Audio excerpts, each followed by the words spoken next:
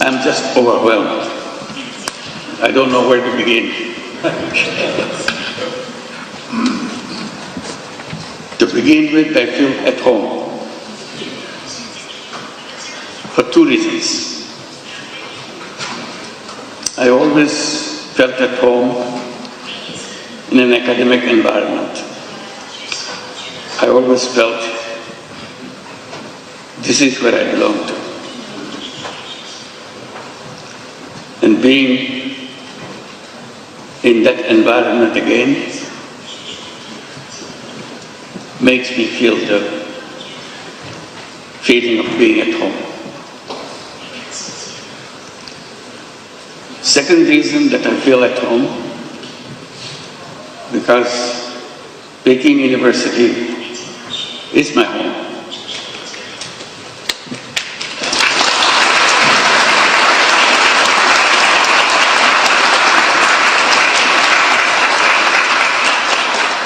I am part of you because you accepted me as an honorary professor. I'm sorry that I couldn't spend much time with you,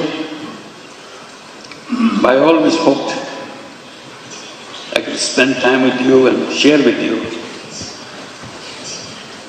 all the excitements of the academic world and the world that you want to create for future generations. That's our task in the academic environment, to build the future world, not just learning about the current world. It's the next world that we want to prepare for. So that makes me feel completely at home.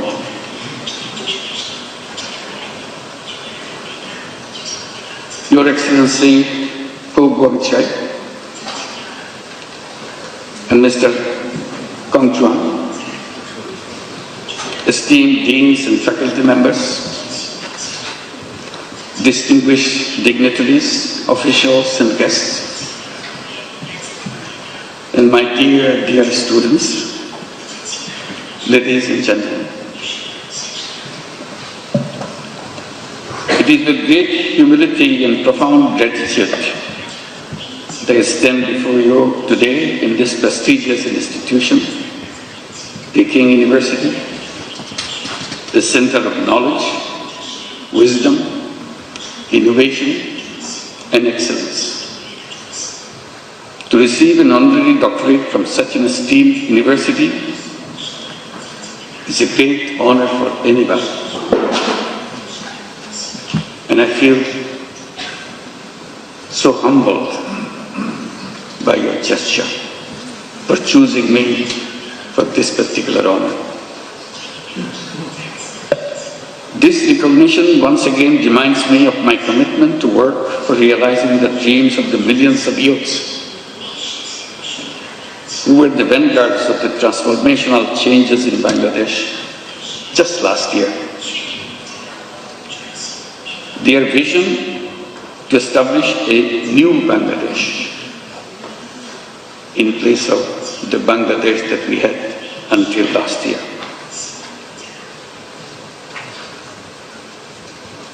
A new Bangladesh which will be free from poverty, hunger, unemployment, and destitution.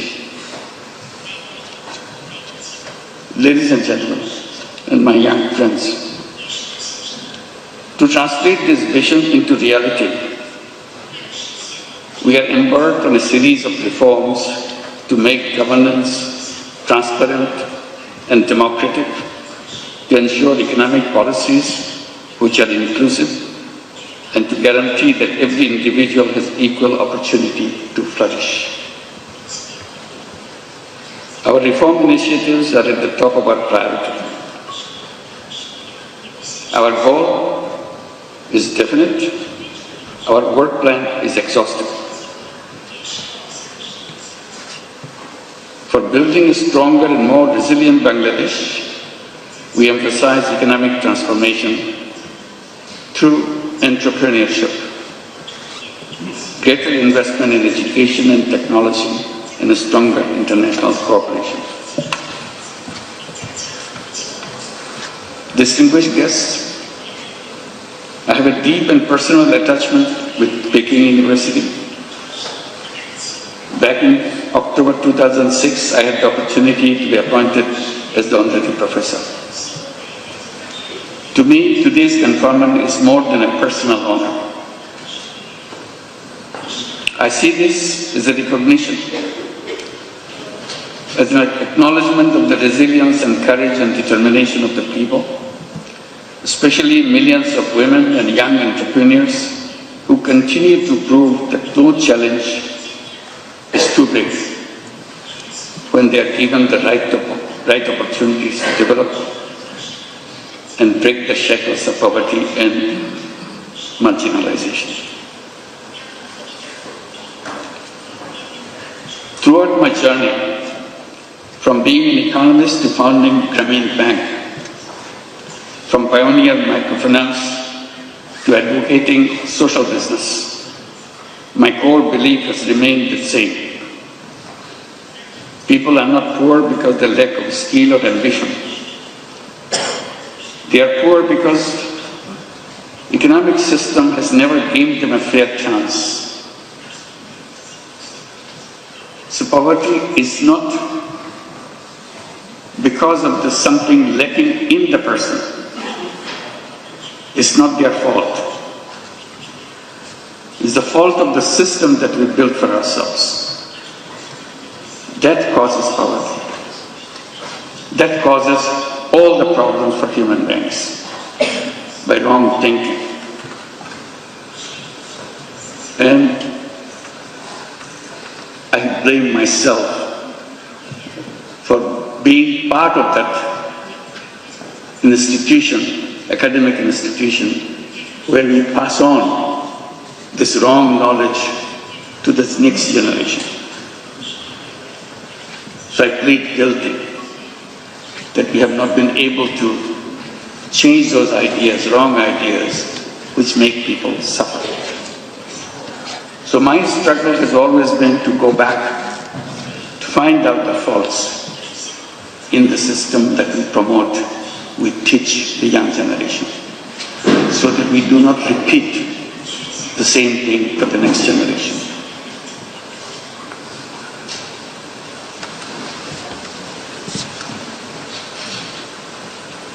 It is designed to serve only the wealthy, not the poor. That realization led me to create an alternative, one where even the poorest individuals could access the services of the institutions which are created for people. I've been promoting the idea to let the young people come to the universities, get good degrees from good institutions, and then go to the job market to become job seekers. I have been telling that this is a wrong idea. Human beings are not born to become job seekers. Job is a wrong idea. Human beings are creative beings. They enjoy doing creative things. Job is a negation of creativity. Job forces you to do things what your supervisors want you to do. Job is a continuation of the tradition of slavery. Human beings are not fit for slavery. Human beings are independent beings. So I keep on promoting the idea that all human beings are born as entrepreneurs, not job seekers. Universities should be preparing young people to go out and become successful entrepreneurs, not job seekers. And that idea came from a simple experience. I started as a small initiative with a handful of women in a village next to the university where I was teaching in Bangladesh. I started lending tiny little money to the poorest women that the world has ever known, just to make sure she feels that she can handle this money and change her life. I had no idea that whether it would come true, but I was amazed how these illiterate, poor women could use tiny little money, $10, $20 worth of money, and did a very successful way of paying back and change her income situation. And she continued to pursue them round after round and change her life. And it turned into millions of women all over Bangladesh, and with perfect record. That convinced me totally. All human beings are entrepreneurs, because we are taught in the textbooks only very special people are born as entrepreneurs. Rest of us human beings have to serve under them. I said, that's absolutely the wrong idea. If the poorest illiterate women in Bangladesh can become an entrepreneur with a $20 loan, $30 loan, anybody in the world can become an entrepreneur. It's nature to human beings. We didn't train them. We didn't tell them how to run a business. She figured it out all by herself, because it is innate part of a human being. So that continues with a bigger question to me. What should be the purpose of education? And I keep coming back. Purpose of education is to enable to go out and bring that all creative capacity to change the world. And universities and educational institutions is not only a place to learn what happened, also imagine.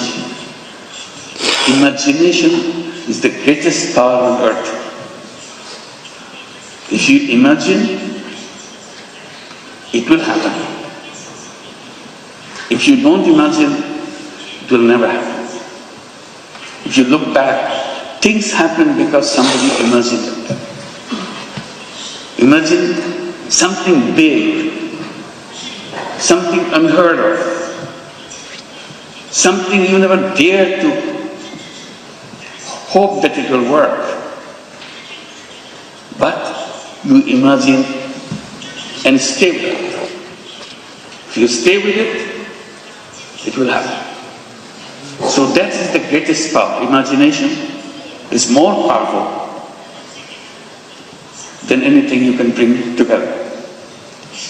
So I follow that, encourage young people like you, along with what you are learning, imagine.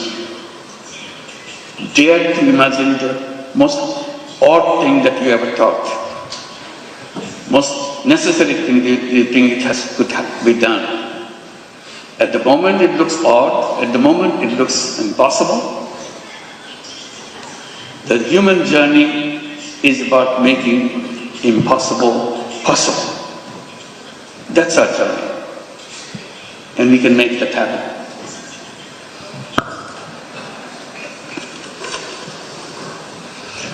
Then I came to my other point. Why the way we do things